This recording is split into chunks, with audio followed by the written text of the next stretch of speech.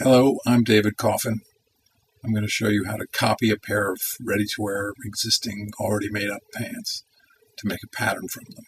It's the same technique that I showed in the video on copying a shirt, so you should watch that first so you get the basic idea. So to get started, we need a piece of foam core and some large paper. And I'm using an easel pad, also known as a flip chart pad.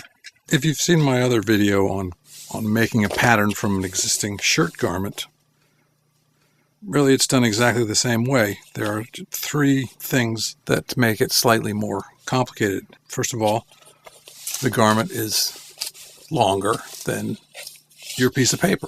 The simple solution to that is two separate tracings to get the whole garment. So you simply mark somewhere along the pant leg with some tape that's not going to mess up your garment, and use that as a dividing line. So you copy everything from the tape up on one sheet of paper, and then, or on part of the paper, and then you turn the garment around and copy everything from the tape down somewhere else. Then you tape the pieces of paper together. Simple enough.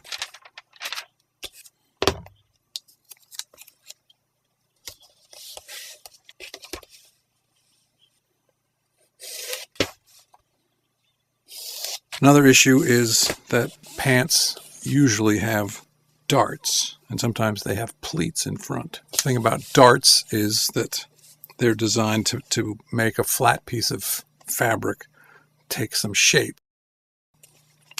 In other words, we're not seeing this garment piece in its full cut width because there's a dart there. So the way we deal with that is simply to mark all the boundaries, mark the dart line, mark the end of the dart and the beginning, and then feel through the dart. You can actually see it here, to measure at the top seam there what the width of the folded fabric is. So that looks like about 3/8 of an inch. You simply double that, so 3/4 of an inch, and that's the amount of fabric that the dart takes in. So when you are truing up your final pattern, extend each side by half the dart amount. In other words, you spread it out. And you taper the spreading out down to about twice the length of the dart. So you're blending in from the extra width to the original width. The shaping that the dart creates is easy to see. When you try and lay the back part flat, you'll find that there's a bit of fullness right below the dart. So when you're copying the pattern, you simply gather that fullness in, so you're not capturing it when you trace around the seams, and then we'll add that extra back in when we're correcting the pattern outline.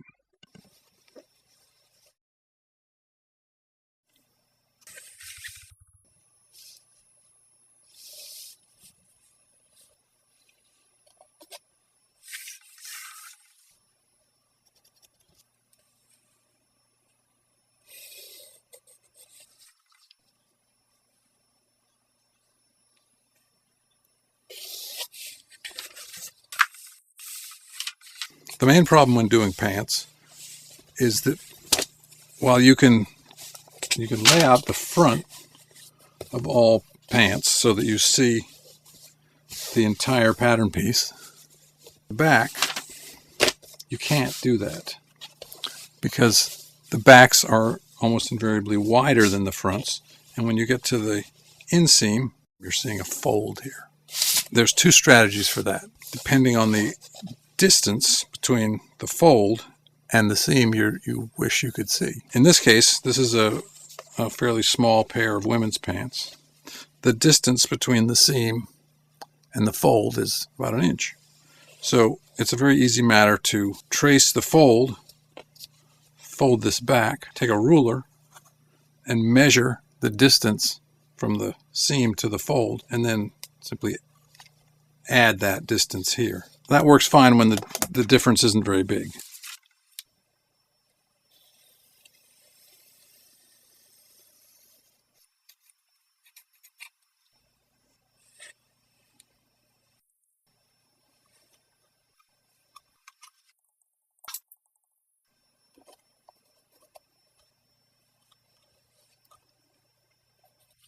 on this considerably larger men's pair of pants, you'll notice that the distance there is more like 2 inches or even 3 inches. So the solution there is you simply fold it in half from hem to waist and match that up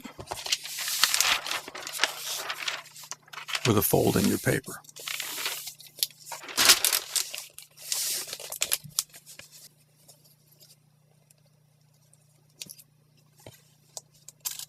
So then you trace the seam that you can see on this side of the fold, turn it over, match the crease with the fold in the paper, and trace the seams that you can see on this side. And when you unfold the paper, of course, you can trace around either pinhole tracing to get the entire picture.